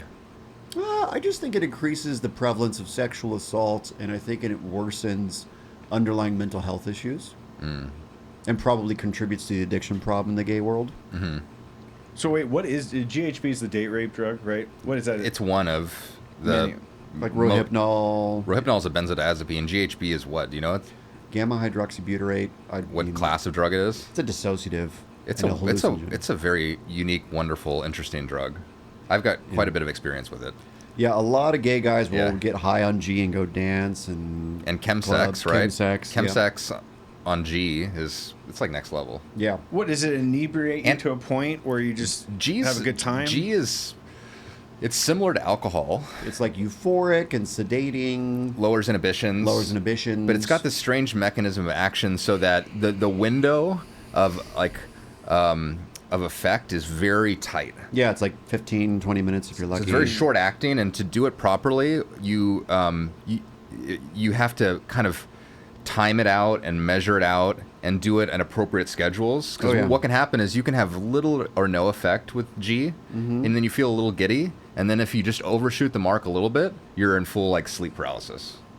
And to try to live in that nice little window, it's heaven, but it's a tight bullseye. Yeah, because I got a pill a long time ago when I was drinking and using, and I took it. I don't know what it was. G's a liquid generally. I don't know if there's other forms. This was a pill. Yeah. I don't know if it was like a Quaalude or something, because those were gone. Like those were made in the 70s, I believe, right? But I took it, and I had full consciousness, but I was laying on a couch and I couldn't move. Yeah, that's like G. Is that G can definitely do that. So that's why it's a date rape drug, because you can still have somebody that's conscious, and it's a liquid. But you can have your way with them. Yeah, it would be easy to put into a drink. Yeah. And someone overshoots the mark a little bit, and then you can do whatever you want with them. So you have lines. That's a line too far. Speaking of lines in the movement, what is the Make America Gay Again's position on Jeffrey Dahmer? That's a curveball. The Make America Gay Again movement adheres to all federal, state, and local laws. And so we are fiercely against murder, especially multiple murder, especially sexually assault-induced murder. So we are not supportive of Jeffrey Dahmer. But do you have compassion for him as a gay man who maybe was repressing or suppressing certain... Well, he was definitely doing both, right? It was repression, suppression. I don't know enough about the story to take much of an interest, to be honest with you. Personally, I just... there's a lot of people with fucked up lives that never turn into that. So I don't really care. It's good for TV and movies and stuff, and it's very tragic it happened to all those people. However, I don't really care. But do you think he was evil? Do you think evil exists? Philosophically? Yeah, here's a softball question. Yeah. Do you think evil exists? No. I think evil is a religious abstraction that helps people feel good about their behavior. Okay, so that's very kind of Nietzschean. What's the opposite right? of evil? In the traditional religious sense, good. Do you think good exists? No. What do you think good is? The same? I think using those words muddies the water. What are better words for it? I think it's context dependent, so it depends upon what situation you find yourself in. Are you a moral relativist? In certain situations, probably, but in other situations, not so much, I'd say. So Hitler wasn't evil? I wouldn't say Hitler was evil. I would say that Hitler was very mentally ill. Okay, diagnose Hitler. And a drug addict. He was definitely he was a dictator. Narcissistic personality disorder. He was a Probably. tweaker, right? He took uppers. Well, he took a lot of opiates and amphetamines. Okay. And then he took amphetamines near the end of his life, but mostly opiates. Because there's that one where he's at the Olympics. But that was before the amphetamines. That was actually on opiates. Okay. What other diagnoses would you consider for Adolf Hitler? I don't know what diagnoses. I just think that he was a very unwell person with a lot of drug problems, a lot of psychological pain. But high in conscientiousness. Probably rigidly conscientious, and I think, you can use the word evil if it makes you feel good, but people who do disgusting things may or may not be evil, right? So he did dozens and dozens of disgusting things and had a catastrophic effect on society as a dictator. But I don't care about the word evil because I think it's a moral argument, and as a professional, morals are not my bailiwick. I don't give a shit. If you want to care about good and evil, go talk to your priest or your pastor or whatever. That's not what I deal with, right? Because I try to understand the context.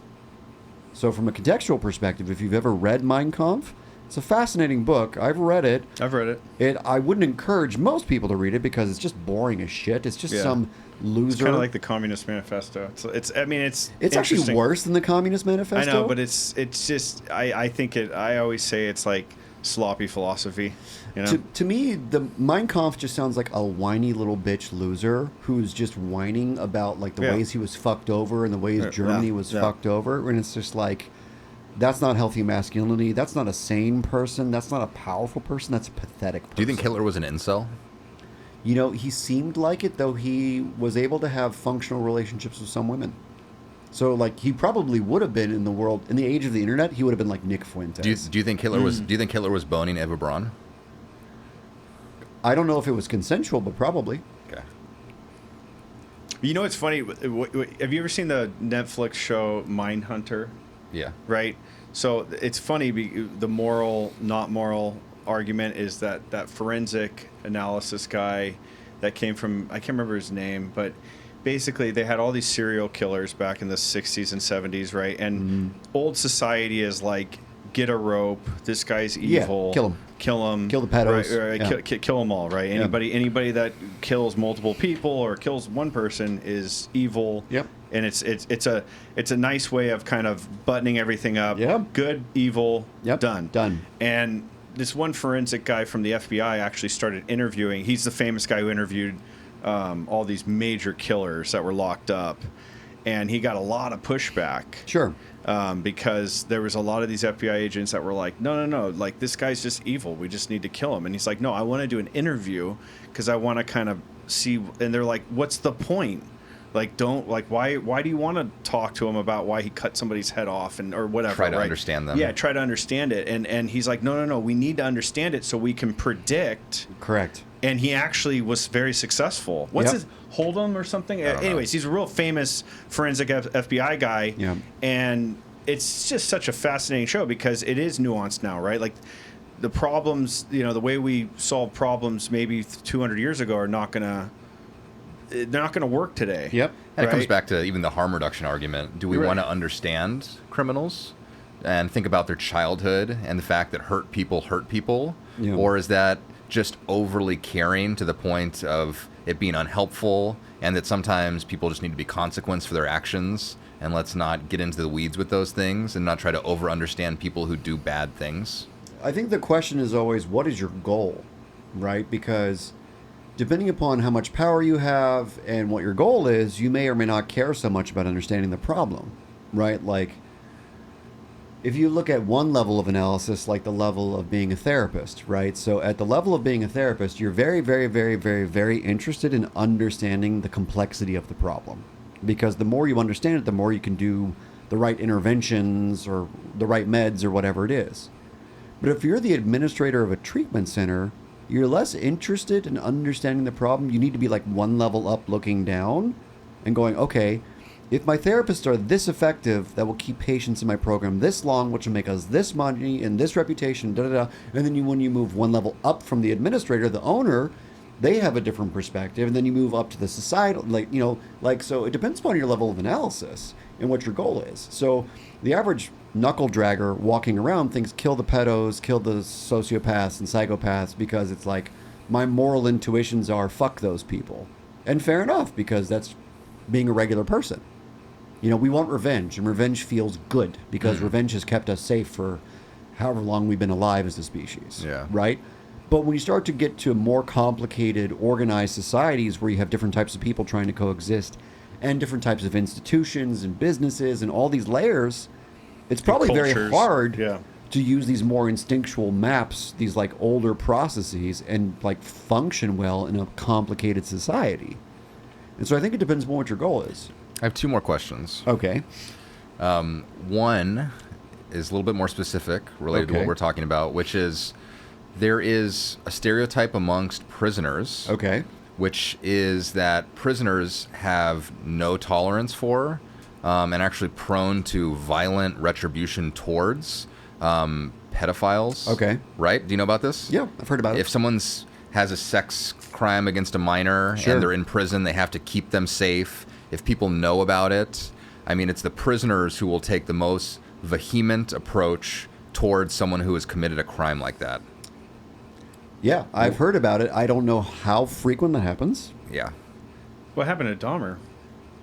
Dahmer was killed by a prisoner. But he survived in jail for a very long time, though. But as soon as he was allowed to have a cellmate, he was killed. But I've always wondered why. I think that's the way. I don't know. I've always wondered why that tendency exists. Why is it prisoners who are, morally culpable just based on virtue of where they're at? They've been accused of and committed to some crime, and have lived a morally ambiguous life at best. And they're the people who take the strongest stance. Ask them about someone who has committed a, sexual crime against someone who's underage, and their answer, to generalize, would be take them out back and shoot them. Or rape. Yeah. They do that with rape guys, too. Yeah. Guys that are rapists, not just pedos, right? Yeah, I think that all of us have some basic kind of probably instinctual process that's like, well, it's the most disgusting thing you can do is to hurt little kids, which makes sense. I mean, makes perfect sense to me. I don't want anyone hurting little kids. I think it's disgusting. And we want those genes out of the gene pool because, like, fuck you for trying to kill little kids and rape them and hurt them and torture them. I think it's interesting that, if you actually look at the research on kids who are victims of childhood sexual abuse, that the spectrum of experiences is all over the map. Some people experience, this is literally what the literature says, so don't cancel me. Literally, some kids who experience childhood sexual abuse think it was consensual. Not that that's correct, but they experience it as consensual, and they don't experience harm because of it directly. Some people experience it as very traumatic, and they're very hurt. Well, we had a guest on here, Cal Holtzler. We've had him a couple times, and he was part of almost a cult-like sort of traditional Jewish community on the East Coast, where no one had electronics, everyone had to run everything by the rabbi. Yep. It was sort of like 19th century. And he reported that he was, sort of chronically sexually abused by the rabbi. And his experience of it was, I liked it. And I still have no issue with it. It felt good. I felt like I was... that I had a good relationship with a person who was, had a big reputation in the community that I was at, and that's it. Sorry about it. You're signing off on pedoism? I'm just saying. We're gonna have to cancel him. So, for instance, the Make America Gay Again movement is not pro-pedophile. Just so we're clear. Here's what I'm going to say. I think that it's really stupid that there is a bias against pedophiles that's not the same as the bias against people who are actively hurting their kids other ways. Like, the parent who's physically hitting their kid over and over again, to me, is just as disgusting as the uncle who molests the Why do you think nephew. Why do you think that bias exists? Well, I think because it's mixing sex, which is a very stigmatized thing, with power and violence and aggression against a vulnerable group of people. That makes perfect sense to me, and that's why even I find pedophilia disgusting and gross. The problem I face is, like, most pedophiles don't actually act on it, number one. Number two, why do you hate those people more than the people who torture kids but don't sexually assault them? Or why do you like the very neglectful parent who leaves them to rot in their diapers? Like, why are they morally better than the pedophile? Do you think that's a problem by the professionals of, like... Because Michel Foucault, History of Sexuality, right? He dives into that pretty deep. Yeah. And he makes an interesting point about how this idea of, like, pedophilia, you would have, like, the village idiot, basically, do some transgression against some girl or something, and the village would just handle it, right? They would be like, look, no more of this crap. They'd either, I mean, depending on the transgression, they'd either kill him or whatever, or ostracize him to a way where he's just done, and that behavior is not okay. But then the doctors and the professionals get involved, and we almost created it. Like, remember, that's kind of his point. That's what I got from that excerpt in the book. I think we created a disorder.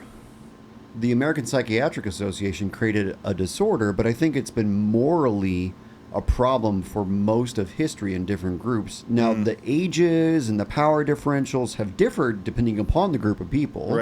Right? It was once upon a time legal in this country to marry someone in their early adolescence. Right?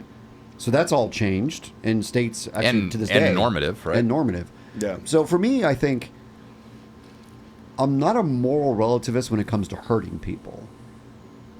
I never would be.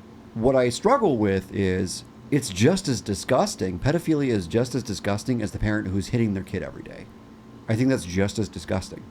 I think it's just as disgusting if you're choosing to get drunk and not pay for your kid's food. To me, it's just as disgusting because you're hurting that kid's well-being, their growth and development, their brain. So I think there's a lot of disgusting behavior that doesn't have the same moral reaction from the general population because they don't see it as like gross, comparatively speaking, which is fair. And I just wish all of it got the same censure, right? But no one would be like, well, kill that alcoholic parent. It's like, kill the pedo, but don't kill the alcoholic parent who's hitting their kid every day, right? Right. Because alcoholism is a disease. Mm-hmm. So you just find it just reprehensible no matter what. If you're harming a kid, you're harming a kid. I think it's reprehensible. Yeah, you should know better. Yeah, You failed in life. I think everybody would agree with that too, right? Like that's a simple argument, really. Yeah. Other question, just relating to the separation of church and state, and the question I asked you earlier about this idea that treatment for substance use disorder historically was send them to rehab and then kind of the AA model, right? And nothing beyond that. And if we've grown beyond that now. Right, the average person who is seeking treatment from substance use disorder will probably have exposure to therapy, psychiatric medications and assessments, behavior modification, various types of therapy, group therapy, etc., as well as Alcoholics Anonymous, 12-step programs, that type of thing. Correct? Would you say that is the average? Yeah. I mean, if you're in an actual treatment center, yes. Yeah. I'm going to ask you a question that you probably won't answer. You'll probably, because maybe it's a dumb question, but if I categorize those into just two different camps, there's church, which is AA, 12 steps, etc., recovery communities, and state, which is therapy, psych meds, modalities, etc. Yeah. If you could only pick one, if you had a person who came through the door and you could only pick one to treat them with, what would you pick and what do you think would be more helpful? Oh, that's a tough question, man. Yeah, that's really tough. I'm going to answer it, but it's really tough because you're only going to answer it because I said you probably won't. You can't answer that question because they go together. I would really need to know which particular, like, who is the person you're sending to me, right? Yeah, do the thought experiment. Who is it? Like, what is this just person? Just an average, a person who obviously has substance use issues, maybe fentanyl? Fentanyl, heroin, benzos, just kind of like your average, just how old junkie, 23-year-old, guy who's maybe been to treatment a few times and has been diagnosed with ADHD when he was a kid, maybe, and general anxiety disorder, and maybe some sort of depressive disorder, and he is looking for help, and you only get one, and not both. I would say send them to treatment, and my rationale for that specifically is if you have all these complicated things going on, like you mentioned, diagnosable mental illnesses, in addition to their drug use, the challenge that I'm going to face with just AA or those kinds of recovery groups is because very few people fully understand the complicated relationship between like trauma, anxiety, all these things, and your drug use. I don't want someone to get turned off by AA when they're doing their fourth step, for instance, because this happens a lot. You can probably attest to this, where it's like some people who are less thoughtful in the program, and they're doing like a fourth step where you go through your part in things, resentment, so on and so forth. That conversation around your part in things can be mishandled. And it is. And so people that have genuine mental health issues that might not experience that what's your part in things when you were molested conversation, because it's just regular people in AA, right? I would say that there's a chance of them sticking around and maybe potentially finding like a self-help support group. What about this thought experiment? If a different way of asking the same question, if you could wave a magic wand and wipe one of those off the face of the earth, what do you think would have a more negative impact on people suffering from substance use disorder overall? If we could get rid of one of those two treatment approaches, which one would have more consequences if you got rid of it? Yeah. The professional treatment world would have more consequences. If you got rid of it? Yeah. And the reason I say that is because you can't unring the bell. right? The world currently exists where medications and healthcare systems and all these things, and if you just wiped it away tomorrow and it was just AA, you would have a lot of people that are just miserable in recovery again. Whereas now I think you have fewer people who are miserable in recovery, who are part of the recovery world, because they've also had therapy. Like, how many times has it been the case where, like, someone got sober, maybe in AA, NA, etc., but then they went back to therapy and finally dealt with their childhood trauma. Now they're not miserable pieces of shit, and they get more people to stay in AA because they're not miserable pieces of shit anymore. Because you can be a miserable piece of shit and get through the steps and help people. Nothing about the 12 steps says you're no longer a miserable piece of shit. You're just sober today. And you can also spend years in therapy, right, and still be a miserable piece of shit. 100%. There's tons of bad therapists. My whole podcast is about that. All right. Well, I guess, are there any final statements you'd like to make as the spokesperson for the Make America Gay Again movement before we end this conversation? So again, as the founding member of the Make America Gay Again movement, I am here for all of us in the LGBT community. You are all welcome. This is not a MAGA hat, just so we're clear. But it is a MAGA hat. That's like doublespeak, right? This is not a MAGA hat. But it's not, though. These are not the droids you're looking for. It's a Jedi mind trick shit. It's not. This is a Make America Gay Again hat. I chose red because red is the color of passion. Okay? And so all are welcome. Like I said, straight people are welcome so long as they're having gay sex at least once a month. And gay porn. Gay porn is included. Yeah, right? Yeah. So it's an honor system movement. So you're allowed to self-report. That's it. All right. Well, thank you very much. Of course. We're excited to see how it all goes. Yes. All right.